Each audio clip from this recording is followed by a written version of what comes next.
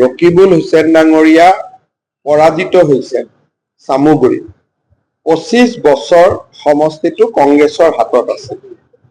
চামুগুৰিৰ দৰে সমষ্টিত 27,000 ভোটত হৰাটো কংগ্ৰেছ দলৰ ইতিহাসৰ আটাইতকৈ ডাঙৰ কলংকিত অধ্যায়।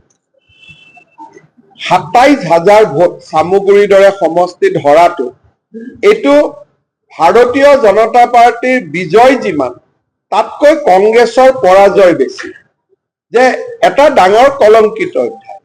কিন্তু দুখৰ মাজতো ৰকিবুল হুছেইন ডাঙৰীয়া এটা ভাল কথা ক'লে যে গৰুৰ মাংস খোৱাটো বেয়া কথা। সেইটোৱেতো ক'লে তেওঁ যে কংগ্ৰেছে বিজেপিয়ে গৰুৰ মাংস খুৱাই ইলেকশ্যন জিকিব, সেইটো বেয়া কথা।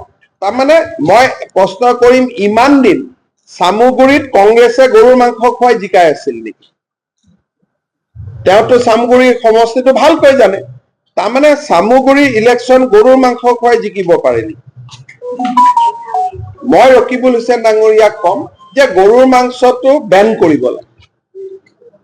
তেওঁৱে যিহেতু ক'লে যে এইটো বেয়া বস্তু, গতিকে মোক মাত্ৰ এখন লিখি দিয়ক ৰকিবুল হুছেইন ডাঙৰীয়াই, না বিজেপিয়ে গৰুৰ মাংসৰ কথা ক'ব লাগে নে কংগ্ৰেছে গৰুৰ মাংস ক'ব লাগে, অসমতে গৰুৰ মাংসটো একেদিনাই মই বন্ধ কৰি দিম, কোনেও খাব নালাগে, লেঠা মৰি গ'ল।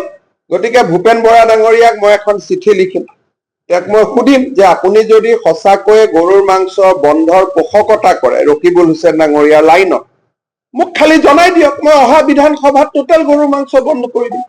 না বিজেপিয়ে খুৱাব লাগে, না এজিপিয়ে খুৱাব লাগে, না CPM খুৱাব লাগে, না হিন্দুৱে খাব লাগে, না মুছলমানে খাব লাগে, না খ্ৰীষ্টিয়ানে খাব লাগে, লেঠাই বন্ধ কৰি দিয়ক না।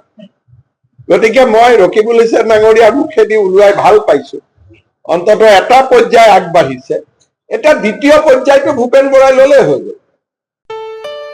ঘৰত আনন্দ আৰু সম্পৰ্কৰ চমক বজাই ৰাখিবলৈ জৰুৰী হৈছে সকলো আনন্দময় মুহূৰ্তত মৰমৰ উপহাৰ দিয়াটো।